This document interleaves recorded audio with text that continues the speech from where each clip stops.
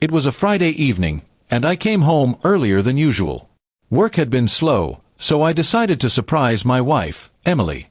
I parked a block away, thinking I'd quietly sneak in and make dinner for us. But as I walked up to the front door, I heard something that froze me mid-step, a man's laugh, deep and confident, coming from our living room.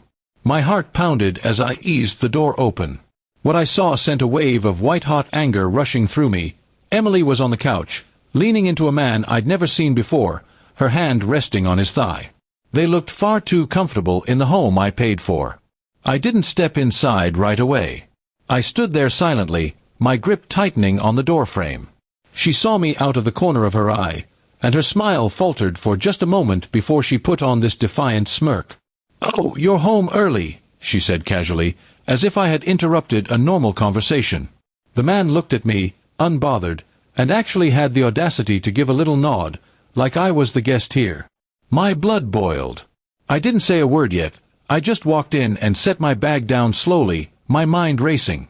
Emily crossed her arms. "This is Ryan," she said, her tone dripping with challenge.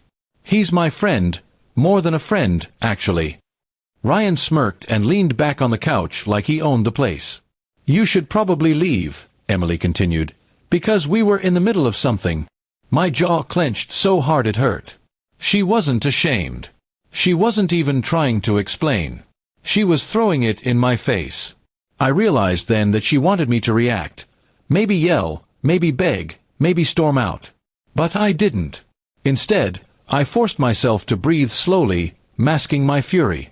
"All right," I said in the calmest voice I could manage. "You two carry on. I'll just grab a few things first." Emily raised an eyebrow, probably thinking I was surrendering. I went into our bedroom, my hands shaking, but not from sadness anymore. From anticipation.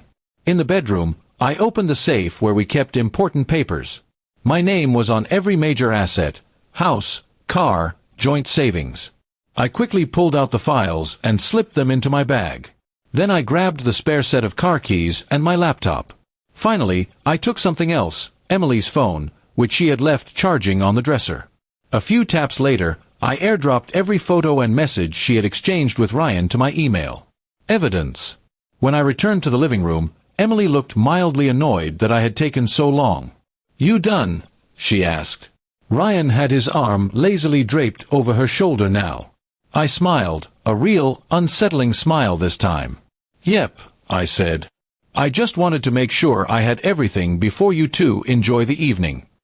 And then, without warning, I reached over to the wall and pulled the circuit breaker switch, plunging the entire house into darkness. The sudden pitch black caught them off guard. "What the hell?" Ryan muttered. I walked toward the front door, but before leaving, I said, "By the way, you might want to check the garage." I could hear Emily's footsteps following, confused. When she opened the door to the garage, her eyes went wide. My car was gone. I had moved it earlier to my brother's house, and the other car, the one she mostly used, was blocked in behind a pile of furniture I had shoved there last weekend. No quick getaway for them tonight. As I left, I made one last call, to her father. He had always respected me and trusted me with his daughter. I told him calmly, "You should probably check on Emily. She has company over, and it's not me." He didn't say much, but I could hear the disappointment in his voice. By the time I drove off, I knew the phone calls and family drama would hit her before the night was over. I checked into a nice hotel that night and spent hours sending the evidence I had collected to a few key people. Her family, our mutual friends, and most importantly, our lawyer. I also froze our joint bank account and transferred my half into a separate account. The house. That was mine alone, legally. She could play happy couple with Ryan all she wanted, just not under my roof. The next day, I returned to the house with the police. Emily and Ryan were still there, though they looked much less smug. The officer explained to them that I was the sole owner of the property and that they needed to leave immediately. Emily's face turned pale, and Ryan started muttering curses under his breath. They left with just a few bags, the rest of their things locked inside until Emily could arrange to collect them, on my terms. Over the next week, the fallout was brutal for her. Her father refused to speak to her. Her mother blocked her number. Our friends distanced themselves quickly, especially after seeing the screenshots of her messages where she bragged about finding someone better. Ryan. He ghosted her 2 days later, probably not interested in a woman who no longer had a free place to stay. I filed for divorce immediately, with an ironclad case of adultery backed by undeniable evidence. The settlement was completely in my favor. She got nothing from the house, none of my savings, and no sympathy from anyone who mattered. The day the divorce was finalized, I changed the locks and burned the last few pictures we had together in the backyard fire pit. Looking back, I realized she expected a dramatic fight, maybe even a breakdown from me. Instead, I gave her something much worse: consequences. She lost her lover, her home, her reputation, and her safety net in less than a week. And I didn't have to raise my voice once. Now, months later, my life is calmer. I still think about that night sometimes.